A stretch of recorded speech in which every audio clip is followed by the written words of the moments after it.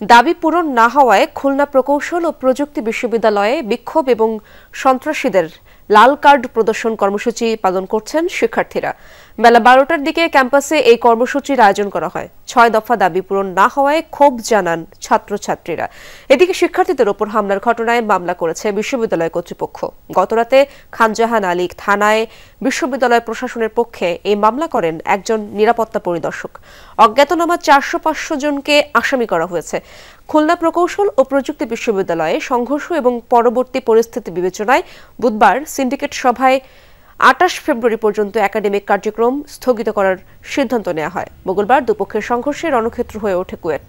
এজন্য ছাত্রদলকে দায়ী করে সাধারণ শিক্ষার্থীরা, তবে ছাত্রদল পাল্টা দায়ী করেছে ছাত্র শিবির ও নিষিদ্ধ ছাত্রলীগকে।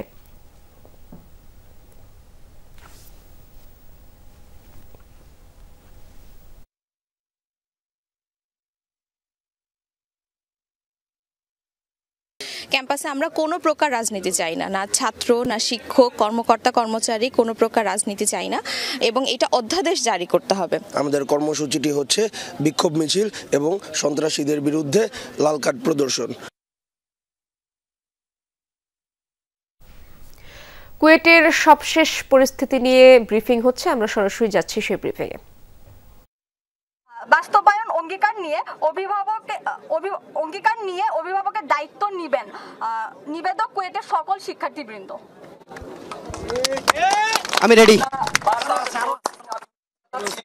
আমরা নতুন যে প্রশাসনকে চাই, সেই প্রশাসন আসতে হলে আমাদের যে দাবিগুলো আছে সেইটা মেনে নিয়েই তাকে আসতে হবে, এবং আমরা সংযুক্তি হিসাবে আমাদের যে দাবিগুলো আছে সেগুলো পুনরায় ব্যক্ত করছি।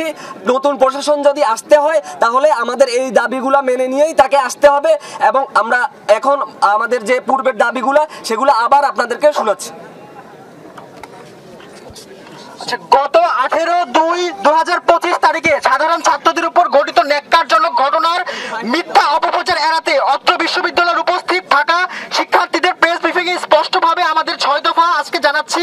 আজ কুয়েটে ছাত্রদল ও স্থানীয় বিএনপি কর্তৃক এই বিশ্ববিদ্যালয়ের শিক্ষার্থীদের উপর পরিকল্পিতভাবে নৃশংস হামলা চালানো হয়েছে। এর পরিপ্রেক্ষিতে আমাদের দাবিসমূহ হচ্ছে: 1. খুলনা প্রকৌশল ও প্রযুক্তি বিশ্ববিদ্যালয় শিক্ষার্থী, কর্মকর্তা এবং অধীনস্থ সকলের কুয়েটের সাথে সংযুক্ত থাকা অবস্থায় কুয়েটের ভিতরে ও বাইরে কোনো প্রকার রাজনীতির সঙ্গে প্রত্যক্ষ বা পরোক্ষভাবে যুক্ত থাকতে পারবে না উল্লেখ করে অধ্যাদেশ জারি করতে হবে, এবং এর ব্যত্যয় ঘটলে শাস্তি হিসাবে অত্র বিশ্ববিদ্যালয় থেকে শিক্ষক, কর্মকর্তা, কর্মচারীদের জন্য আজীবন বহিষ্কার এবং শিক্ষার্থীদের জন্য ছাত্রত্ব বাতিল বিষয়টি স্পষ্টভাবে উক্ত অধ্যাদেশে উল্লেখ করতে হবে। 2. আজ কুয়েটে শিক্ষার্থীদের উপর পরিকল্পিতভাবে হামলার ঘটনায় জড়িত শিক্ষার্থী এবং এদের প্রশ্রয়দাতা শিক্ষক, কর্মচারী এবং কর্মকর্তাদের বিরুদ্ধে কুয়েট প্রশাসন হতে হত্যার চেষ্টা